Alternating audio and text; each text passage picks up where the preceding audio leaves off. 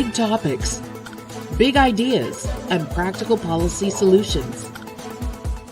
This is Leaders on the Frontier with your host, David Leese. Well, a warm welcome to everyone as we start our live broadcast on some very important issues that matter to Canadians. So we're so glad that everyone could join us today on September the 26th, 2024. So I want to begin by saying thank you, everyone, for your kind comments and participation. It's very, very interesting, our discussions that we have with our special guests as we talk about, as I said, important issues. And so, again, we welcome your feedback. It's amazing where people come in from. So at some point, I'm very tempted to ask you which provinces you're from and where you come from. I know we've got people from Manitoba to BC to Alberta to, right across the country. It's amazing how we really appreciate we have just so much feedback. So I do want to start off by reflecting a little bit on the news this week. We've got a lot of things happening. That's the understatement of the day. But I want to start off with a question. What do you think about paper straws? Now, you may recall that as a matter of public policy, the federal government introduced a legislation to ban plastic straws. And I wanted to highlight a very interesting Belgian study. It said that paper straws may be harmful for the environment. Did you hear about that? Canada has legislated the mandatory adoption of paper straws just in time as evidence comes in from Belgium that suggests otherwise. A study just published in the journal Food Additives and Contaminants examined more than 20 different brands of plant-based straws and found high levels of toxic chemicals in almost all of them. Quote, these eco-friendly plant-based straws are not necessarily a more sustainable alternative to plastic straws, concluded a research team based at Belgium's University of Antwerp. Go figure. So what do you think about those paper straws? I know in my own experience, they don't tend to work well. After a while, they kind of cease to function, and it's kind of awkward as you can't do what you got to do. So anyways, what do you think about those paper straws? The other thing that is very interesting, as we heard yesterday, more disturbing information about kind of the brokenness of our immigration system. You may know that we have well over 1.4 million immigrants coming in every year. It's like the gate has been open the last several years. And of course, we're a country based on immigration, but how is that portfolio managed? Well, in this particular case, we found out that since January of 2024, 12,915, that's 12,915 students that were let in as students have claimed asylum, refugee status in this country. So again, 12,915. What does that say about our immigration system? Like, you come in as a student, which is terrific, and study here, but then turn around and declare asylum. Is that really what the system was meant to do? So what do you think about that one? But I think that's, another story that will continue to unfold. We also found out this week that the next phases of carbon taxes will continue according to the intentions of the federal government. And so the next round of increases will be on April 1, Fool's Day, 2025. So April 1, 2025, the next phase of carbon tax increases will continue. And so that's costing Canadians an awful lot of money. It depends which province you're in, but it ends up being quite a bit. And according to the Parliamentary Budget Office, it can even cost you, this next round will cost you up to almost $3,000. So depending again on where you live.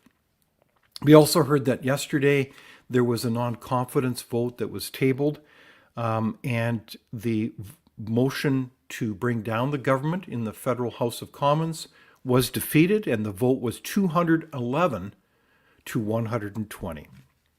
So the world continues to unfold around us, and that's the context that we're in today. Now, so today we've got a lot of wood to chop. That's definitely the case today. We've got a lot of agenda, and we'll be talking about the rule of law. And is the rule of law being exercised? Is there justice in fact, or are we tilting towards tyranny? So we want to look at this issue thoughtfully and reflect on it. They are complex issues, but we want to talk about, well, the invocation or use of the Emergency Measures Act that was deemed illegal. We want to reference that. We want to talk about the Coutts blockade, and there were some sentences down that were handed down to a number of those parties that were charged with different offenses related to the Coutts border blockade.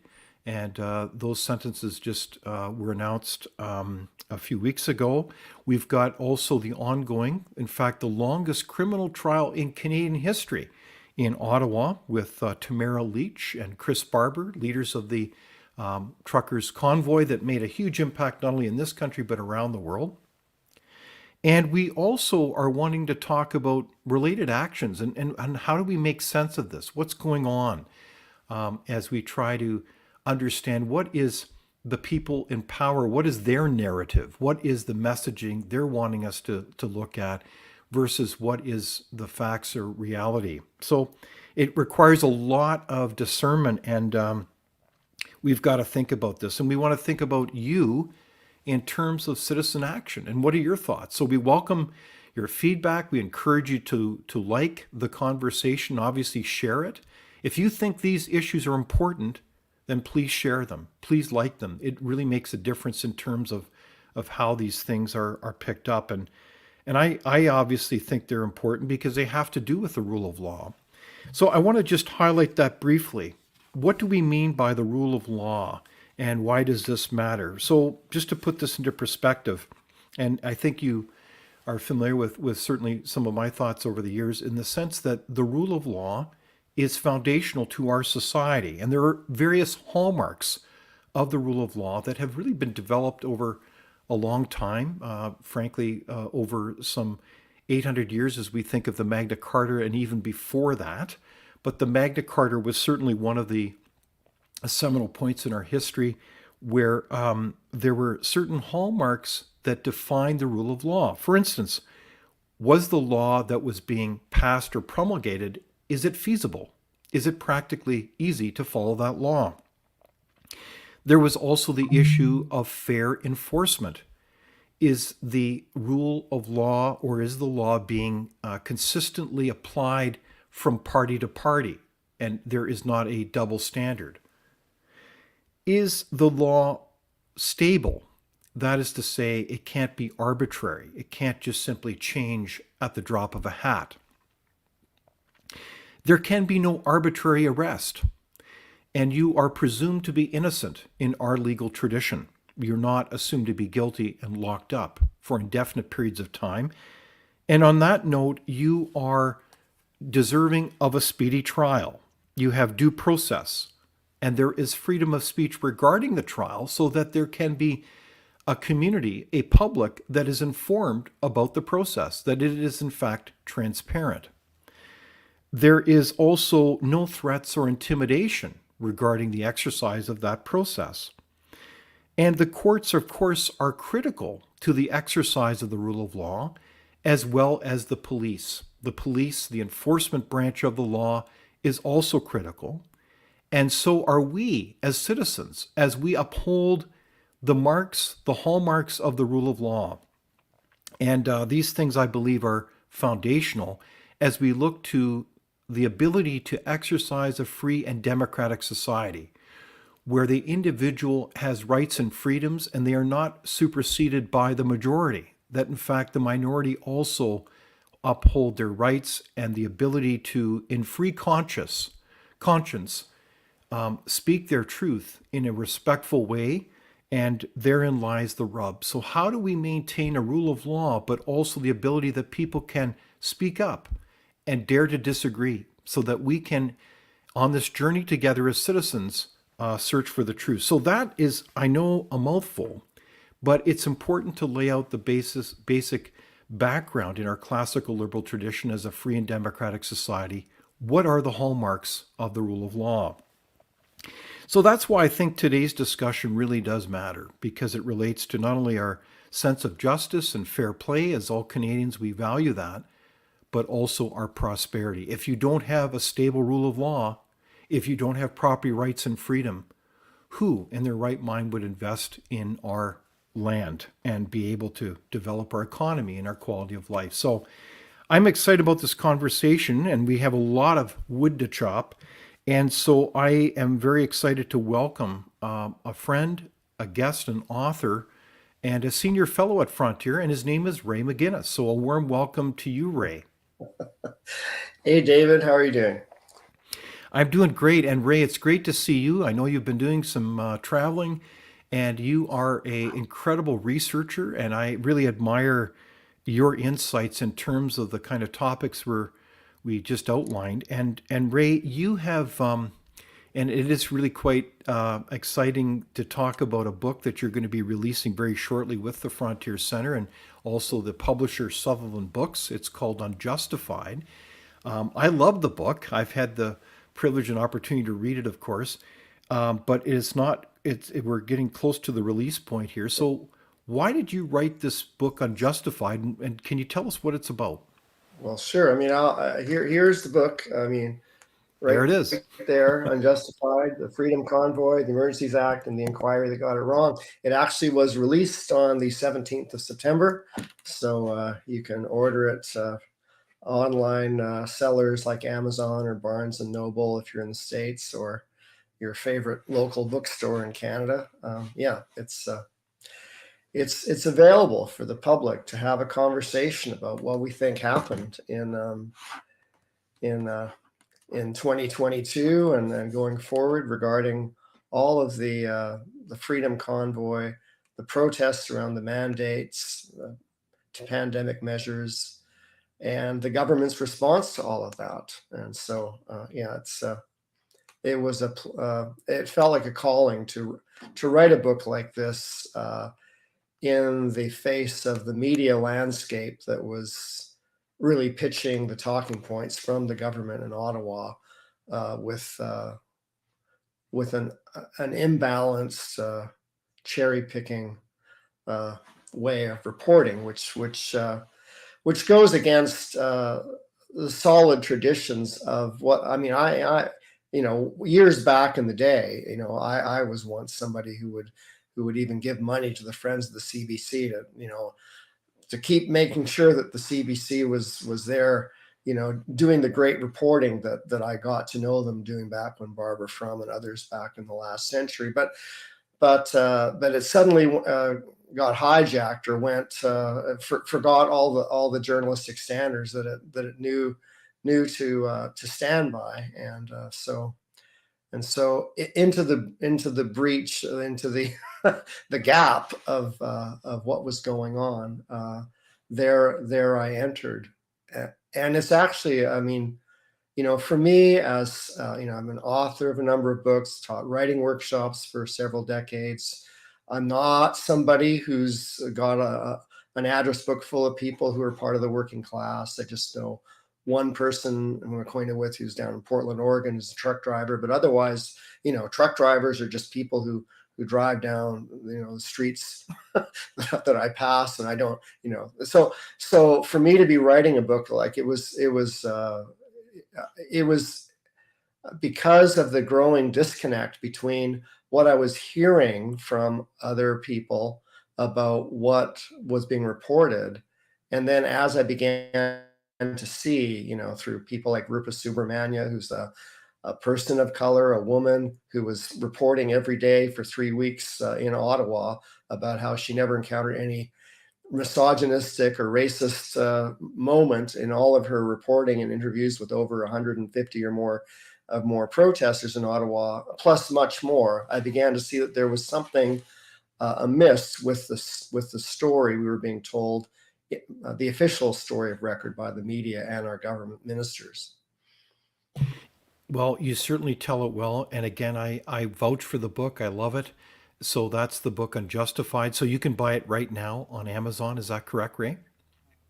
Yes, you can buy it right now on Amazon. You can buy it at McNally Robinson in Winnipeg or Saskatoon, or other bookstores that you wherever you happen to live that you want to support. Okay, so with your help, Ray, we're going to go through a lot of background here, but I again recommend that book as a way that really it's a stunning book because it contrasts so well the contrast between what we were told again and again. It was like a steady drumbeat of messages, beginning even with the Prime Minister really demonizing the truckers' convoy even before they arrived in Canada, or sorry, in Ottawa. And then to see what really happened on the ground, as you said, was very peaceful. And, it's just really quite an example. So, as you read, what is your hope that when people read the book, that they'll come away with a thought of what? What are you hoping that the reader will conclude? I'm hoping that the reader will conclude that it's possible that governments from time to time will be upset with people that question their policies.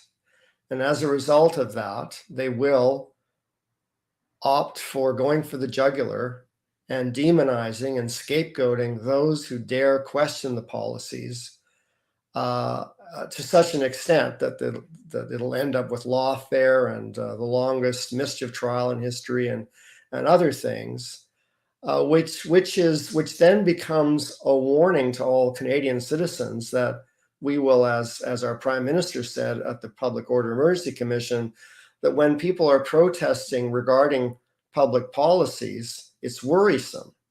And we need to get back to living in a country where our Prime Minister and our government ministers do not think it's worrisome for Canadian citizens to question public policy in a protest if especially they found that any other avenue, contacting their MPs, phoning, petitions, and so on, is fruitless and not resulting in any kind of engaged discussion about the wisdom of, in this case, the vaccine mandates or the lockdowns or a host of other things.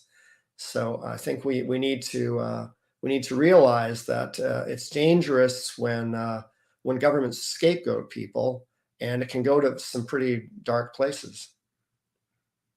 I think you're absolutely right. I actually think of, as you know, I've looked in terms of the history of so many regimes, including totalitarian ones, and I think that's so true. The lessons of history are very clear. You cannot take our freedom for granted. When a government doesn't really respect the fact that there's a diversity of intellectual views or perspectives on public policy, then that does go to dark places, as you say.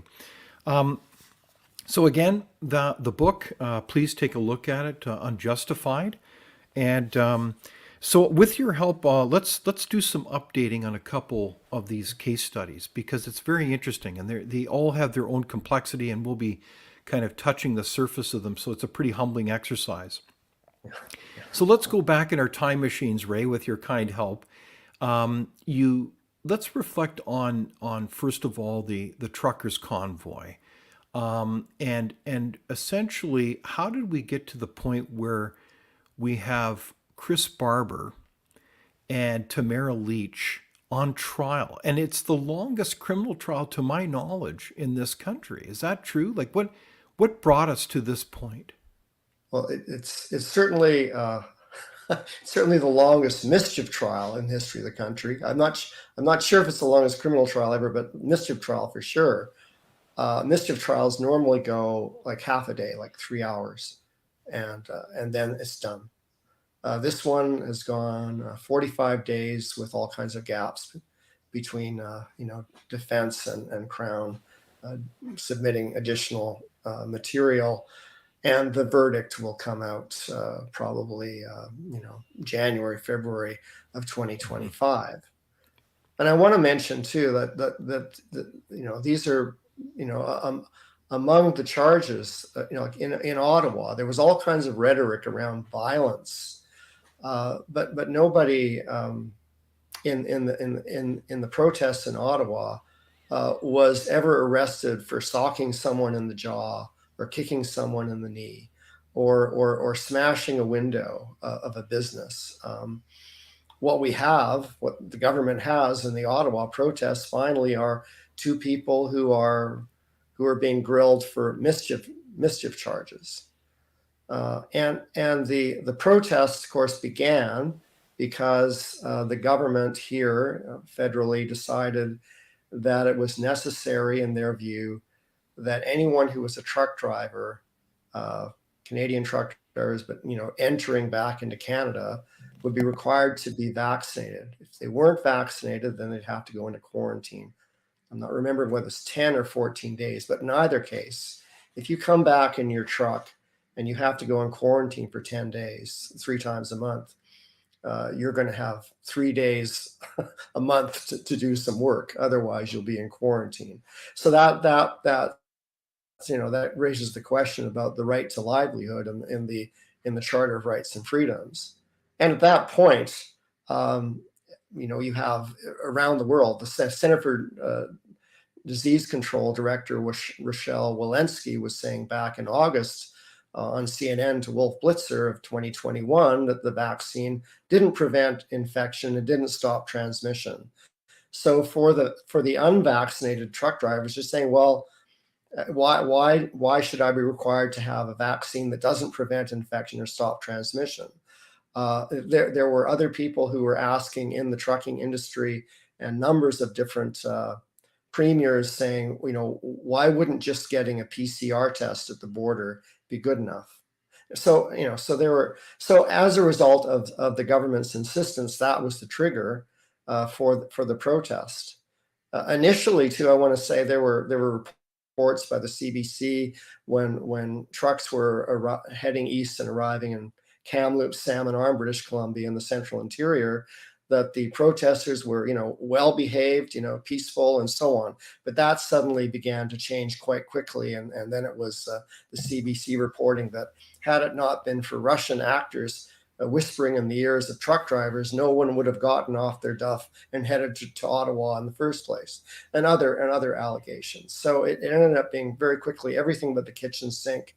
The truck drivers protesters were setting residential apartment buildings on fire, and on and on and on. That they were, Diane Deans, who's one of the people in the City Council of Ottawa at the time, that there were mercenaries and insurrectionists, or that they were all Donald Trump supporters that were giving money to the crowdfunding, and one after another in the Public Order Emergency Commission, these kinds of allegations are put to rest.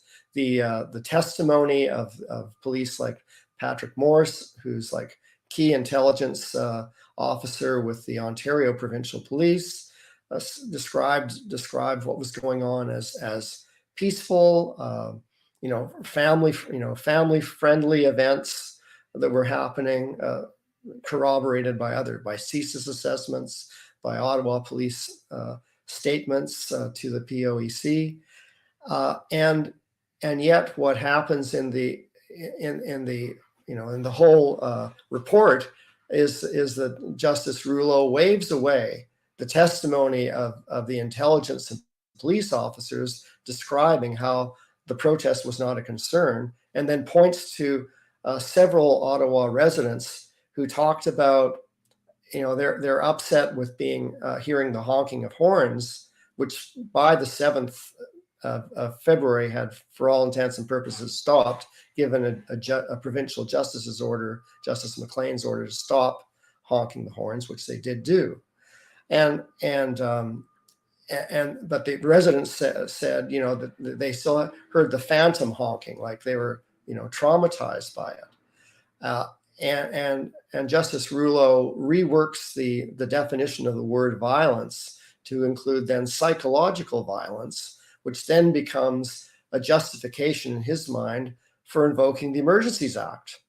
Now, if we applied that in general, every time somebody feels psychologically upset by somebody else's action in this country, we could have a constant Emergencies Act declaration all the time, because there are all manners of things that people can get agitated about and upset about and psychologically bothered by.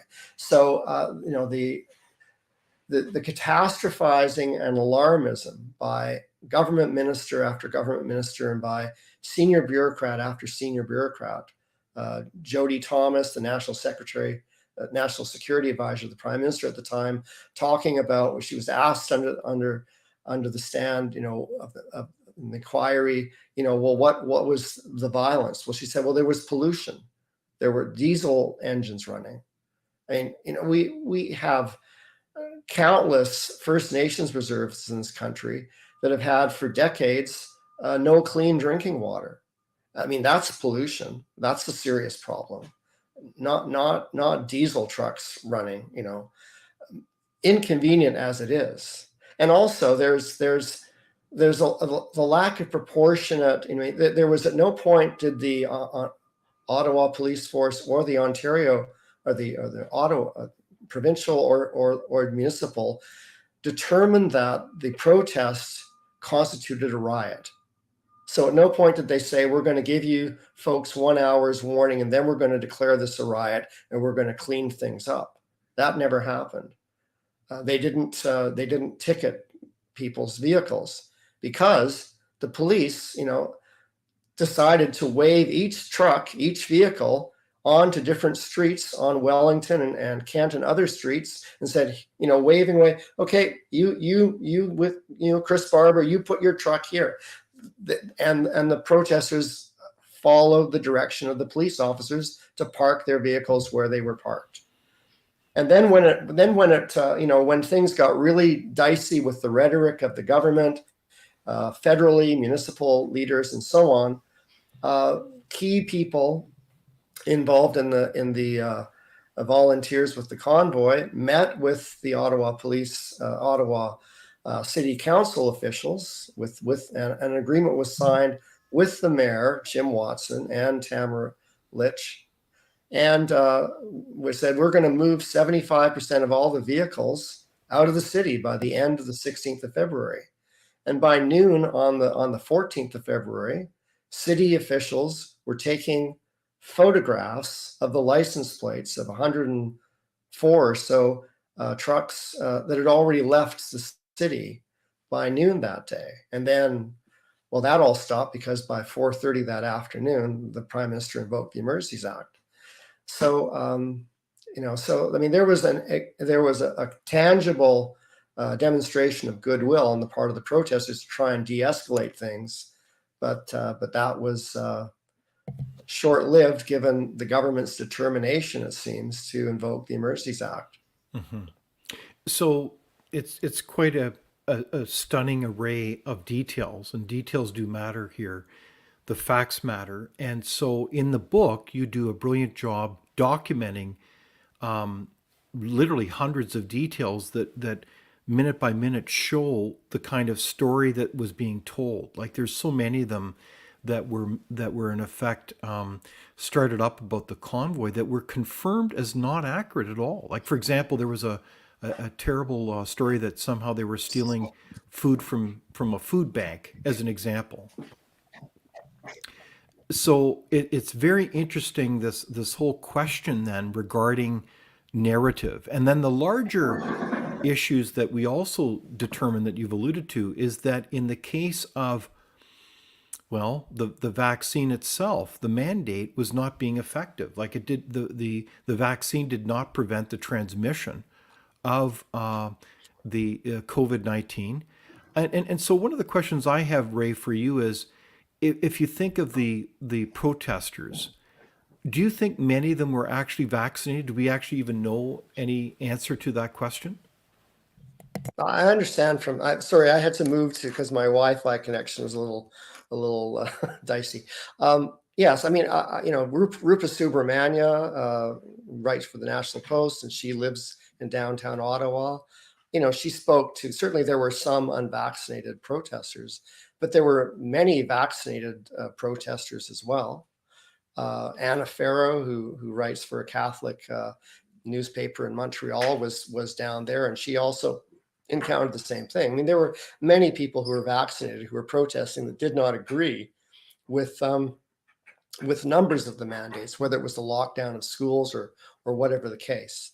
So it wasn't the case that all the protesters were quote unquote anti-vaxxers, or that they'd never gotten a vaccine in their life. You know, some had decided not to get this particular vaccine because of the 8-week trial. I mean, and waiting to find out what the information is after people have gotten it.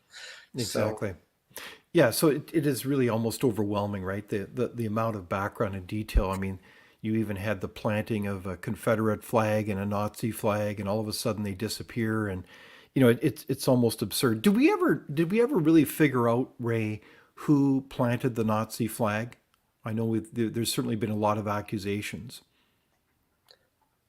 I don't know. I think that, I mean, there's this one particular photo of these several men on the west side of the Chateau Laurier, the hotel, on this one day, waving a Nazi flag. Not in a place where protesters generally would even see it. The photo that was taken of it was, I think, Justin Ling with he got it. There was somebody who was actually a photographer connected to, I think, Paul Martin, former prime minister, who was taking the photo. In any event, the photo was presented so frequently, it was as if there were thousands of Nazi flags on Parliament Hill. But I've heard from Rodney Palmer, who's a long time anchor for CBC, CTV, worked with Globe and Mail, Vancouver Sun, Toronto Star. Talked about how it's just so odd, and the whole circumstance of that flag. He was there for 6 days. He never saw a Nazi flag. I've talked to numbers of people who were there the whole time and never saw a Nazi flag. So the impression that was given to the general public about if you keep posting a Nazi flag all the time, people will start thinking that there are dozens of Nazi flags. But what people were seeing who were there on the ground was Canadian flags. So again, it's a construction that's meant to create a certain impression, and I think it's I don't know that we've ever had a moment in Canadian history where we've had such a misrepresentation or deception in our news coverage, because I mean I've read in the past about other countries, and I would think I'm really glad that we're not there. I mean, if you were following the Tiananmen Square episode in China back in, was it 1990, 89, 90, if you were following Voice of America or some outlets out of Hong Kong, you would learn that the protesters were peaceful students in Beijing. However, if you were following the story through the newspapers, radio, and state-run media on newscasts in China, you would believe that the suggestion that the protesters were students was nothing but imperialist propaganda, and all of the protesters were criminals, ruffians, and anarchists that hated China. So as a consequence of that being drummed into the Chinese citizenry, if you went to China today, you'd be hard-pressed to find anybody who would agree with you that the protesters in Tiananmen Square to this day were in fact students, which they were. So I think that the harm done by having the repetition of a lie that the protesters were violent, that they wanted to overthrow the government, that they were all white supremacists. When the cameras could have gone to the indigenous drummers that were drumming every day, to the Muslim Canadians who were leading prayers on their mats every Friday, and Sikh truck drivers and Asian Canadians aplenty. So there, it was not at all what it was being depicted as, but it served the interests of those who wanted to demonize and discredit those asking, where's the beef regarding, how safe the vaccine is. I mean, today we have, well, I think I last checked in early January this year, according to Health Canada officially, 488 people died as a consequence of getting this vaccine. That's their own lowball estimate, even though, of course, nobody who got vaccinated within the first 14 days is counted as vaccinated. So they're not part of the equation in this calculation by Health Canada. But there's reasons for people to have been concerned, but yet it's all waved away. So, but this is the point, is that virtually everything that was asserted by authorities federally, in retrospect, has been proven to be incorrect. I can't, I mean, I don't want to sound histrionic here, but I can't think of one that wasn't. Can you, Ray? Well, we have, thankfully, the federal court's judgment by the judicial review by Justice Richard Mosley that concluded that the government's invocation of the Emergencies Act was unconstitutional. And now that's going to be able to give numbers of people, hundreds and hundreds of people who had their bank accounts frozen, a civil route to a legal remedy for the government's overreach.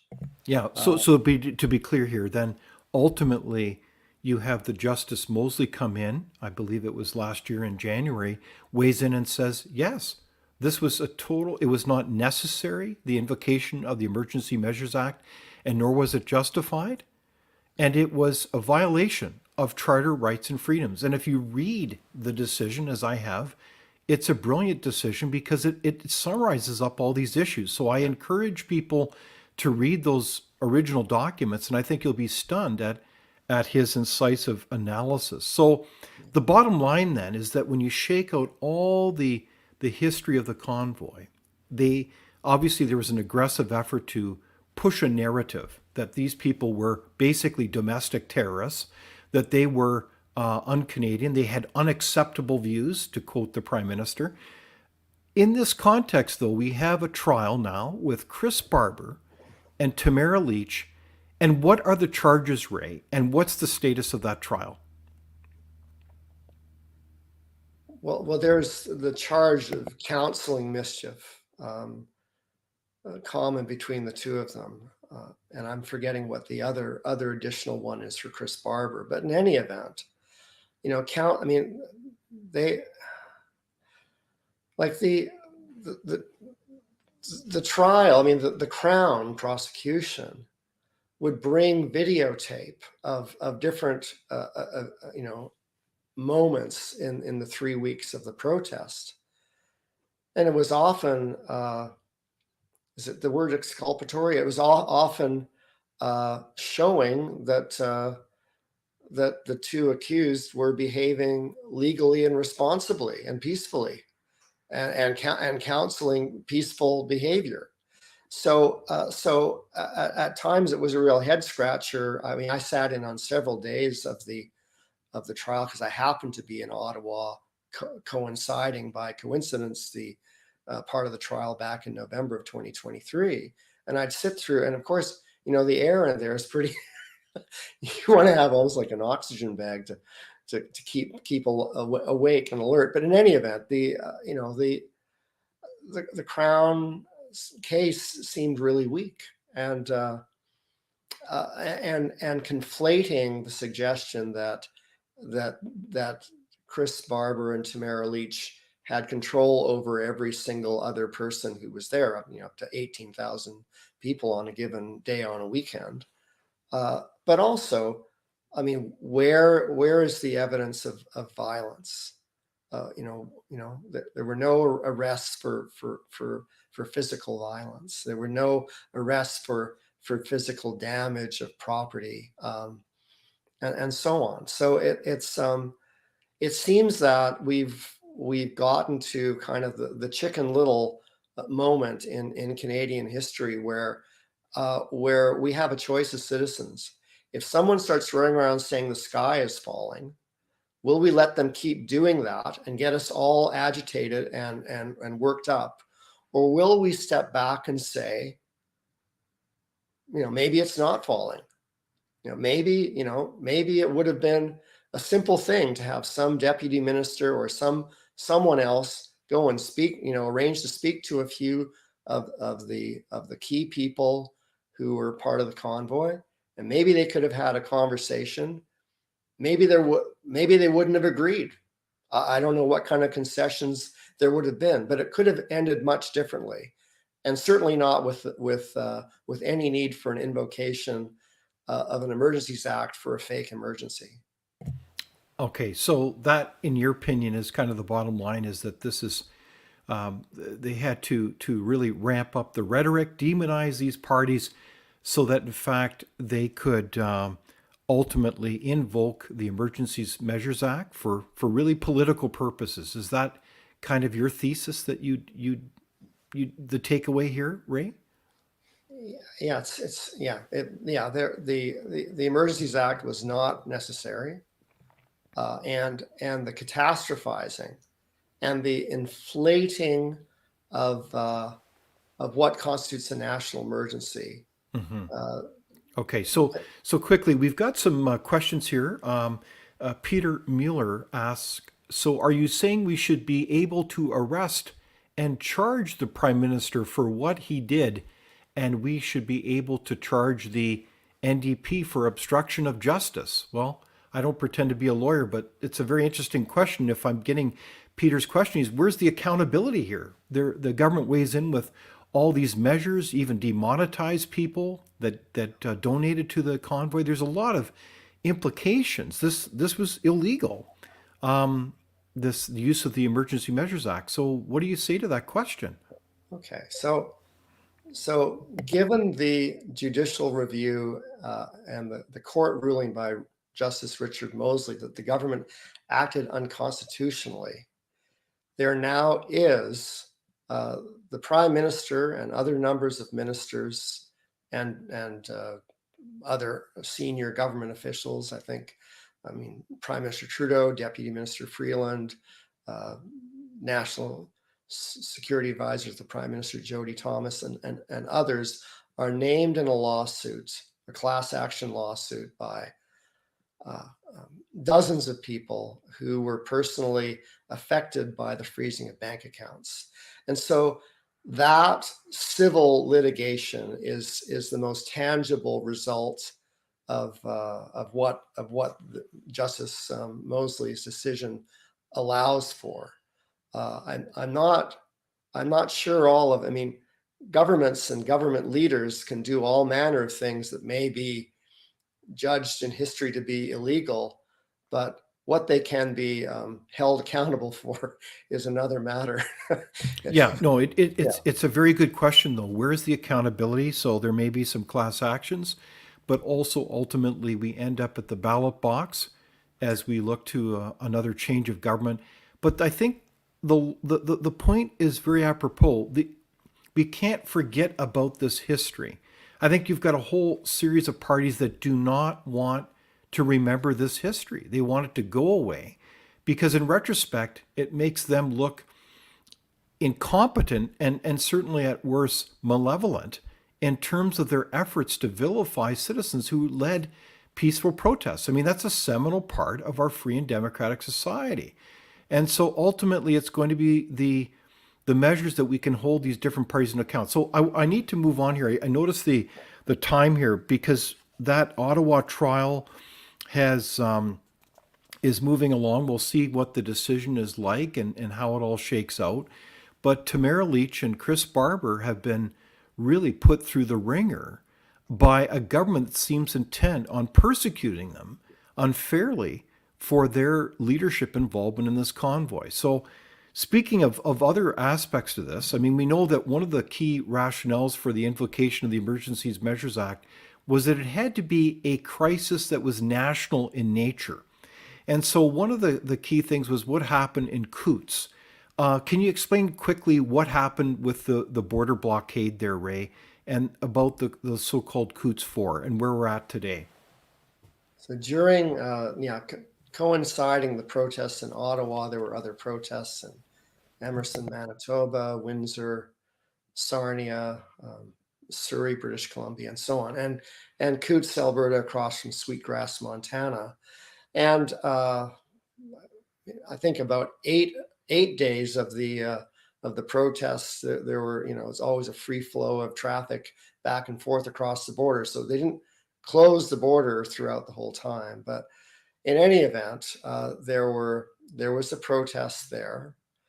And on the evening of the 13th of February, two men were arrested, Chris Lysick and Tony Oleanic.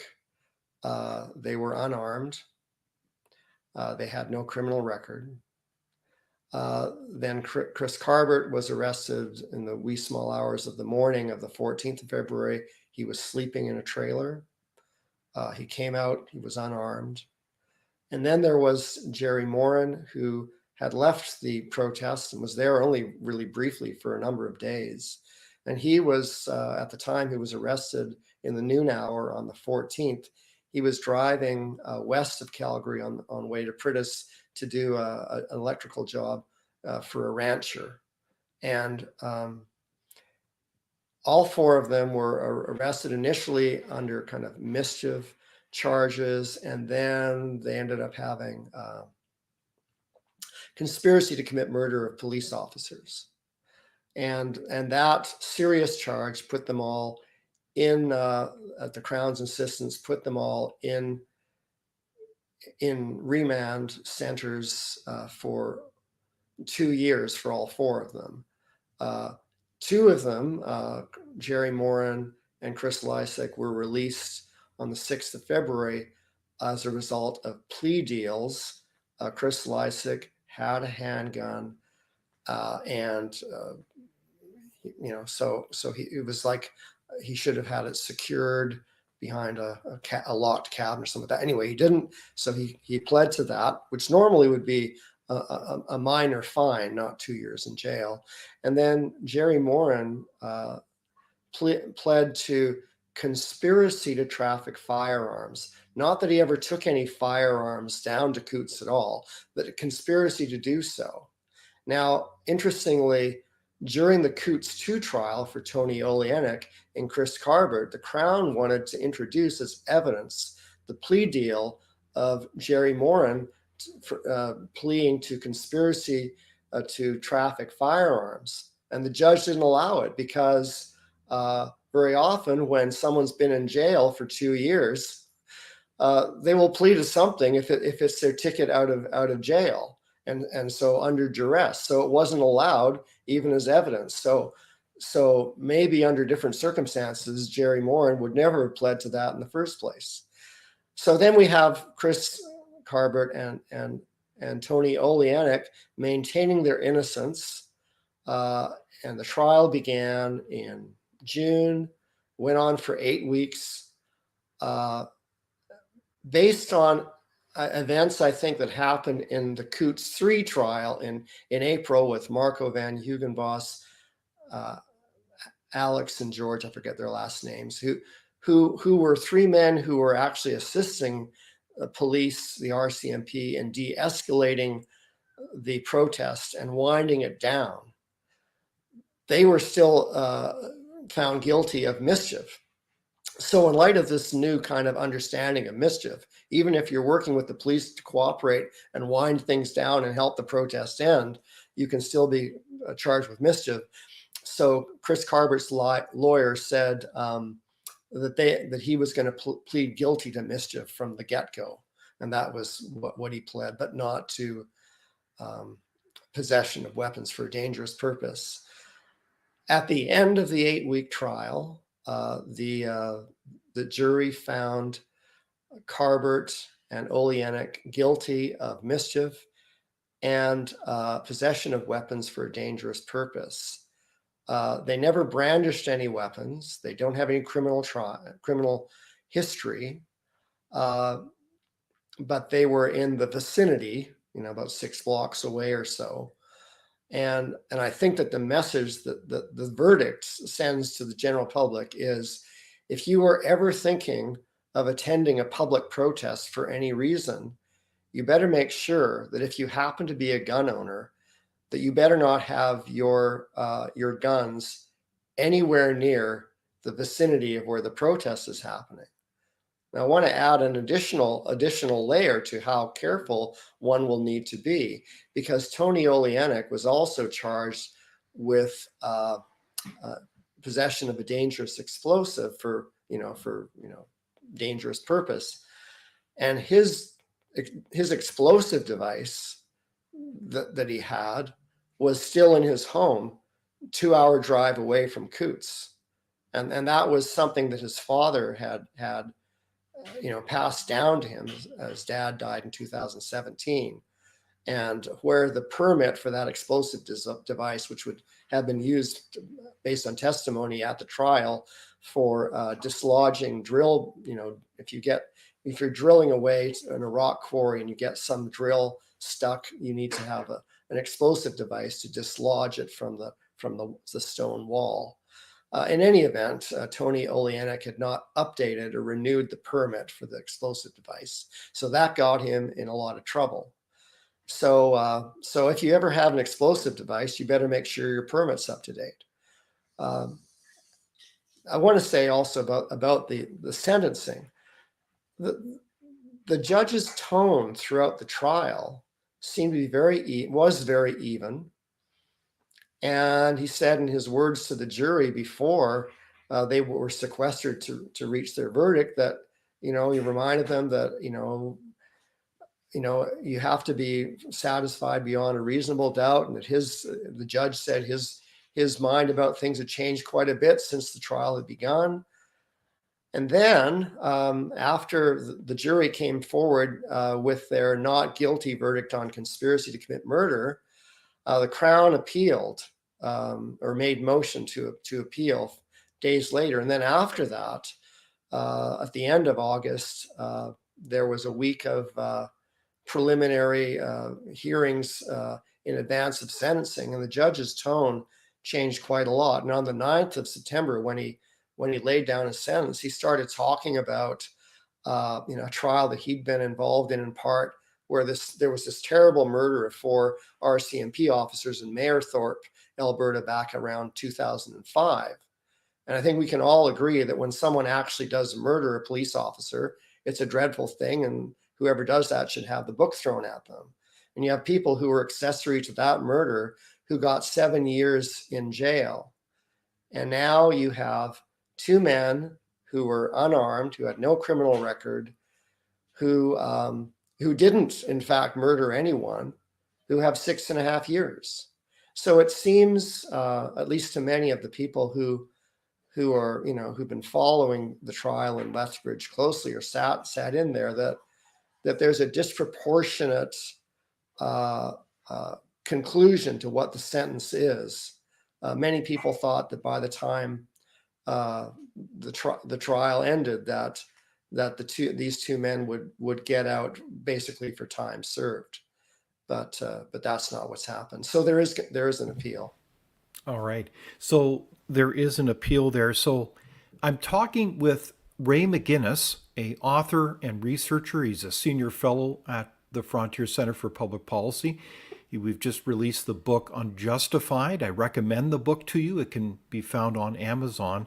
And we're reflecting on a lot here in terms of the trials in Ottawa with Tamara Lich and Chris Barber, as well as the Coutts 4. They're called the so-called Coutts 4. Now, 2, as you mentioned, took a plea this past February in 2024, but the other charges are really quite horrendous in terms of the sentencing.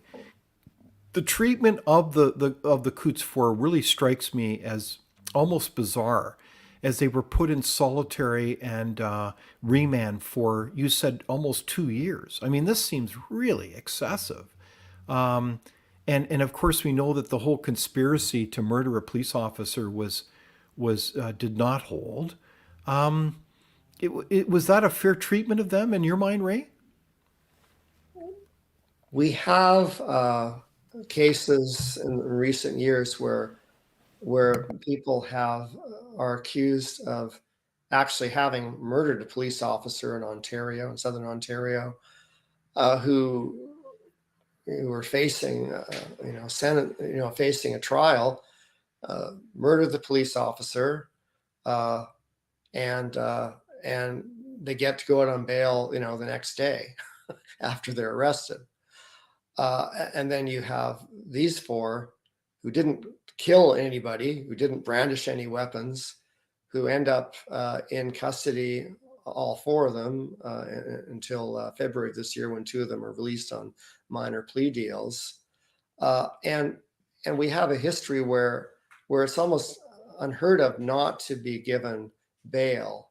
You can have conditions about maybe an ankle monitor or whatever to make sure that, none of them were thought to be a flight risk. None of them had a history of violence. What it all boiled down to finally was that they were kept denied bail so that there would not be any a lack of there would not be any consequent lack of confidence on the part of the general public in the judicial system should these four be granted bail. But it really is a rather circular thing. It's like if you only keep people behind bars because you don't want people to lose confidence in the justice system. They're the ones that have charged them with this very serious accusation of conspiracy to commit murder, which ends up being not guilty. So we don't want to have a legal system where Crown prosecutors know if you accuse someone of the most serious crime you can think of, domestic terrorism, whatever you want to do, and then have Crown prosecutors confident, well, we know then that we don't ever have to give that person bail because we've got a charge of this really, really serious. There needs to be. There's some people who I've listened to who've talked about as police officers who said that, what happened with the evidence here? If the conspiracy to commit murder had been solid, in addition to all of that, the seriousness of the whole thing, why not bring the trial, bring the men to a speedy trial? Why wait for 2.5 years? And also you have the whole problem of disclosure. Even in the closing words to the jury by the Crown, they were introducing new allegations about what the men had done. And that doesn't seem to be the way evidence, is handled in a criminal court. Well, look, again, there's a lot of layers of detail there around this trial that frankly raise many more questions around whether justice has been done, in my humble opinion. And I want to give you some examples. I think that you have, in my perspective, frankly, the staging of the crime, in the sense that you have a whole narrative that's being created here. You have, for example, the RCMP, and obviously we know that the RCMP is very important. But in this case, it raises disturbing questions regarding the conduct of a number of parties here, including the RCMP. On February 12, you had damage to excavators and private property when they don't appear to have had any authority to do so, all to stage the notion that somehow these protesters, these peaceful protesters, were damaging private property. This is what I understand. We also have the question around the role of taps or intercepts. Were they legal or not? We also have the whole question around the role of undercover RCMP officers. There is a lot of questions here. Even the staging of the media conference where they showed weaponry, these were not the guns of the parties charged, were they? or were they? Well, I think that some of them were, but much of them had not to do with them. And but if you collect a whole bunch of weapons and ammunitions, it gives the appearance of something much more sinister and nefarious than is actually the case. Yeah, I mean, but there was it's a photo op though, a and it photo op. wasn't even sealed in terms of proper evidence. This is my understanding. Now, if somebody can correct us, please do so. But this is the incredible findings of a number of parties, and I look to people to ask: is this appropriate within a justice system, or is this really about Ray upholding a narrative that these are, quote, again, domestic terrorists that pose an imminent national threat? And here, yet again, we need to put them in remand almost indefinitely for some 2 years. And the evidence didn't seem to support that at all. Am I, And am I being too cynical here? no, and when you have, I mean, normally when you have, especially female undercover officers, given the unpredictability of what might happen, especially if you are dealing with domestic terrorists, given the rhetoric of what they say they thought was going on, wouldn't you want to have the female undercover officers have be wired so they could record their interactions so that others listening in could know if they're safe or not? But they didn't do that, and that's also problematic with the way that you end Okay, up with. just hold on for a sec, Ray. You're saying that there were undercover officers, females no less, Yeah. that were not wired and recorded. Why would they do that? Yeah, I mean, in policing in the 2020s, there's no reason for them not to be wired. So it's a very odd thing, and then you have then you just end up with statements about what an RCMP officer says, and I mean, in our history, we have the War Measures Act. There ended up being something called the McDonald Commission from 1977 to 1981, looking into what happened with the War Measures Act. And that's partly because there was an RCMP officer who was in a different trial in the mid 1970s, and there was something that he was being questioned about. And he said, well, that's not a problem because we did the same kind of thing during the War Measures Act. And so doing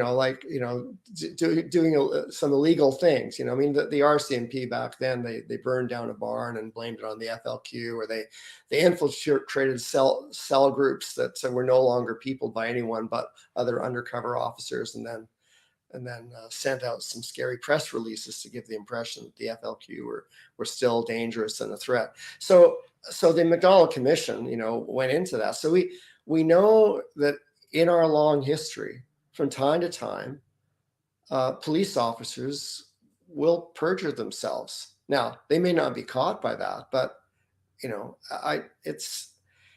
we need to have a system where these kind of things are ironclad. So you don't have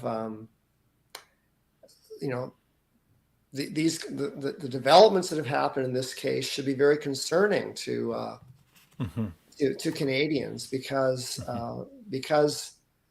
things can be inferred then. I mean, a lot of the allegations on the part of the Crown toward the two men who were on the stand, Carbot and Oleanic, were about the meaning of words. Well, if somebody says, going to a hardware store, well, that really doesn't mean that. It means weapons. I mean, if I'm saying to somebody as a police officer, well, I know when that person said they were going to get some groceries, it really meant they were going to get some grenades. I mean, in that kind of a world, then, going forward, police officers can say that someone said they were going to go and play a game of baseball, but that really meant they were going to go and get some weapons. If we can refashion any word we want to make it nefarious and dangerous, that puts all of us as citizens in a place of some vulnerability, because anyone could accuse us of anything, even if we really did say I was going to meet David Lease for dinner at a restaurant, really meant something else, So we need to watch that kind of wordsmithing doesn't become something that's weaponized to put people in jail. Right on. So you're raising serious questions, and frankly, I think challenging every one of us to use our critical thinking skills to not be naive that justice can go wrong, that there can be untoward things happening.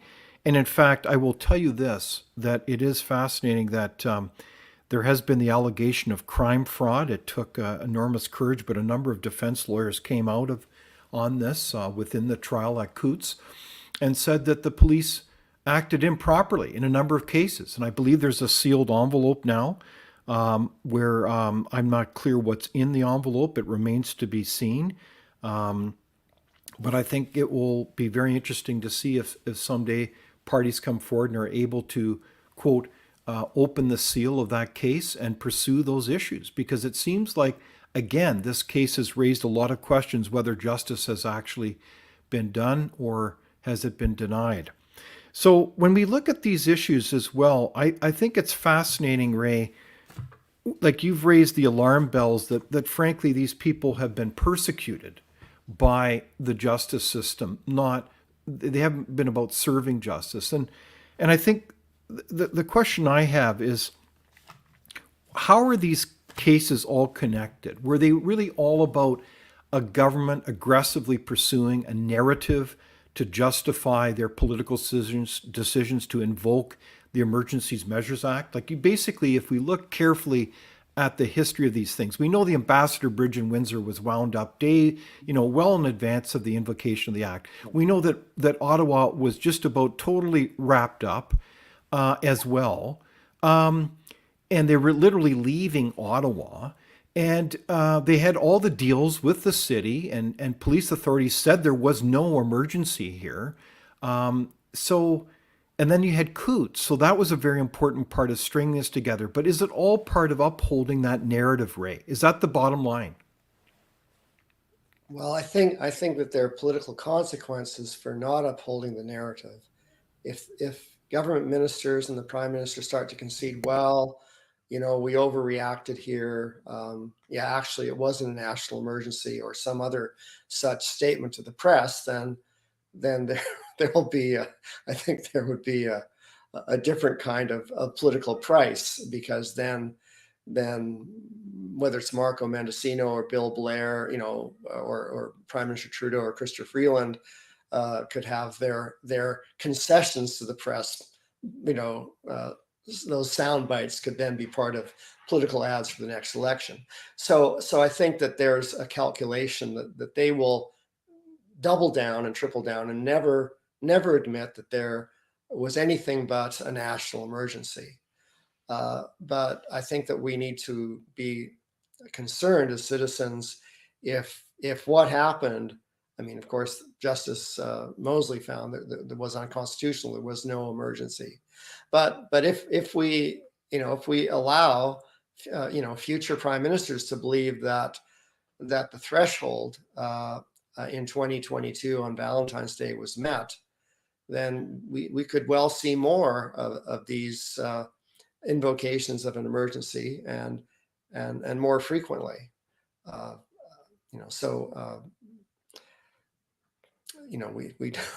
We hopefully can have a discussion, which is partly why I wrote the book. Hopefully we can have a discussion. We can revisit our assumptions about what happened.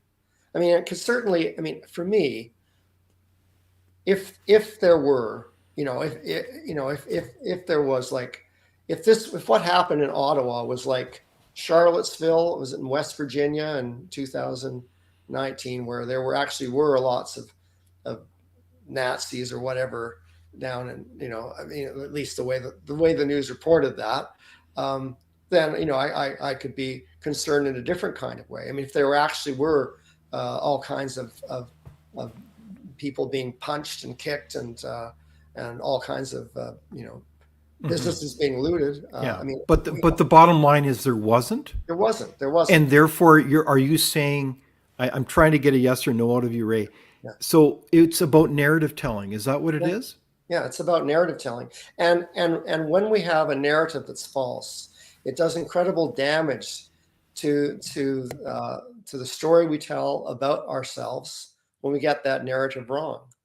And it means that we end up having to tell ourselves lies about what's happened, and that begins to affect our psyches, our souls, our mental, emotional landscape, because a part of us can't face the truth. Then, if we decide as a nation that we will believe a lie about insurrectionists and mercenaries on the steps of Parliament in February of 2022, we need to be able to cleanse ourselves of that misimpression, of that falsehood, and to come to grips with what actually was which was going on, which was a strong disagreement around public policy. Back in 1935, R.B. Bennett met with 8 protesters from the March on Ottawa from Regina, and I don't know that they settled very much, but they did meet in person, and they, having a face-to-face meeting and airing disagreements, across the table from one another has been the Canadian way. Trying to find a middle ground. You can't find a middle ground, fine, but at least you have to try. And that means you don't decide that the people who are trying to seek a dialogue with you are a fringe minority with unacceptable views. That's not a way forward. Well said, Ray. I like what you're saying. I'm speaking with Ray McGinnis. He's the author of a recent book, Unjustified. I encourage you to buy it. It's on Amazon. And Ray is a senior fellow at Frontier as well as a researcher and author.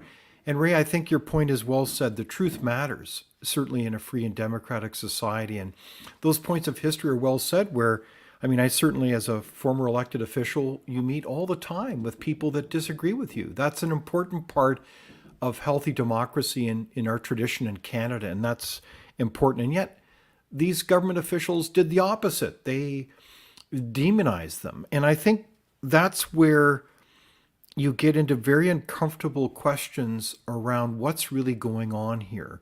Is it just about kind of political power and tactics to try to separate and say either you're with our agenda or you're not? And those people that dare to disagree with your agenda will be vilified. And what I find so unnerving about this conversation, Ray, then, is that these are the playbooks used by totalitarian regimes. I think of Mao in China was a master at vilifying parties, separating them out, and basically saying these people are enemies of the people. And so that's kind of the narrative that's slanting here. And I know that sounds very dramatic, but aren't these things that we need to really pay attention to, Ray?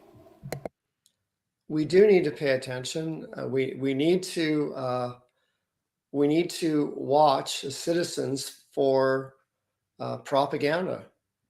We need to be able to consider that propaganda is not just something that happens in long ago places like Nazi Germany or Mussolini's Italy or in North Korea or China.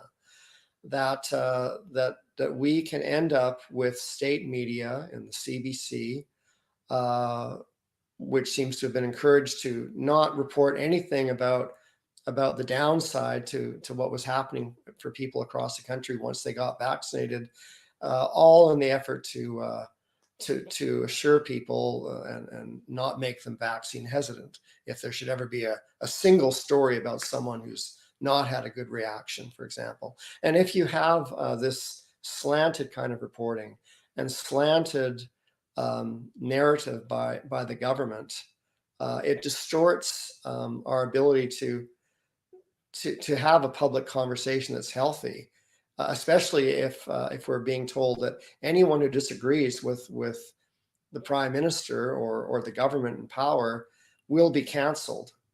And we have lots of examples outside of the Emergencies Act. We have Jordan Peterson right now, who's who's doing his who's going to be doing his retraining or whatever it is with the college in Ontario. So there's lots of messages to the general public that if you don't bow to the person in charge and what their what their edicts and regulations advise, there will be severe consequences for you, and that's not a healthy environment in which democracy can flourish. Absolutely. You know, there's a very famous quote from Mao who said, not to have a correct political orientation is like not having a soul. So today, in today's context, I think what that means is if you don't have the correct orientation towards, well, the narratives of various governments around diversity, equity, inclusion, COVID-19, what are some other narratives? I mean, the list goes on and on. Climate alarmism, then somehow you should be banned, you should be canceled, you should be somehow made to pay a price, and you should be less equal than other citizens. Am I misreading this? I think this is where we're at. We have the online harms bill coming up, and we've got lots of indications based on the kind of statements being made by government ministers that that there's very little toleration of anyone who would dare disagree with whatever the latest effort might be. I mean, like even like I just read earlier today, the questions about the environment minister about what happened in Jasper. And on the one hand, he says, well, I don't know very much about fighting fires or fire management. But then later on, he says, well, I'm absolutely sure that the reason why the fire in Jasper happened is all to do with climate change and not to do with the care of too many dead pine trees and on the forest floor. So there's just these quick solutions, which then are offered up, to a shrine somewhere that we must all bow down to and not question anything. And again, if we believe in democracy, we have to understand that freedom of speech and open debate needs to take place. I mean, people will only, go to Ottawa as the truck drivers did in the winter of February 2022, because all other efforts to have conversations and to raise questions with MPs and others fell on deaf ears. I think you're absolutely right. You make a great point. So, Ray, as we look to wrapping up our quite far-reaching discussion today, do you have any advice on what citizens can do to make a difference? I mean, obviously, there's a lot of hope in this country as people kind of renew or become more and more aware of these concerns that we cannot take our freedom and rights for granted. Do you have any advice on what citizens can do? Well, I think that the task is to keep the conversation going, or to begin conversations about where we are now at this point after the pandemic. And I want to mention too, I just saw that over in the province of Nova Scotia, they're advising everybody in the healthcare sectors and hospitals start putting on masks at every opportunity, except when they're in the lunchroom. So what's been going on the last 4 years? A lot of what has gone on is not ending, and we need to have conversations. I think a lot of people have had very fractious relationships, with friends and family that are in frayed places, and many people think the solution is to just put it all behind us and ignore it. And I think that that's naive. I think we need to find some way to have conversations, and to also to revisit the assumptions. Say, what do you maybe people need to talk about how frightened they were about the protesters and the way they were being depicted, and how, how they thought it was really important to invoke the Emergencies Act, and then say, well, are you aware that, the protesters had agreed to start moving their trucks out of the city, or what, like just to begin to have a conversation. And of course there are many people who are not willing to have conversations, but I think that there are many people who are, and some that won't even be aware that there's a conversation to be had, that would be surprised if they knew some of what they can find out in places like my book. Well, I think that's very good advice. So speak up, to respectfully, in good Canadian tradition and fashion, speak with our family, our friends, our neighbors about these issues.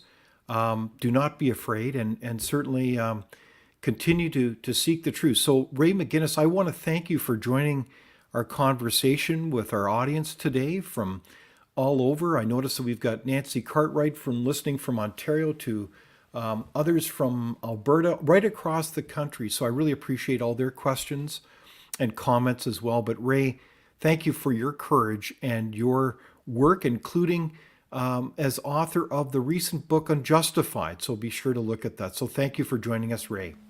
Thank you very much, David. Good to be with you. So that brings to a close our conversation today. Please join us next Thursday, the same time and same place. It's been so good to talk with Ray McGinnis about these issues. They're pretty complex, and this one is no exception.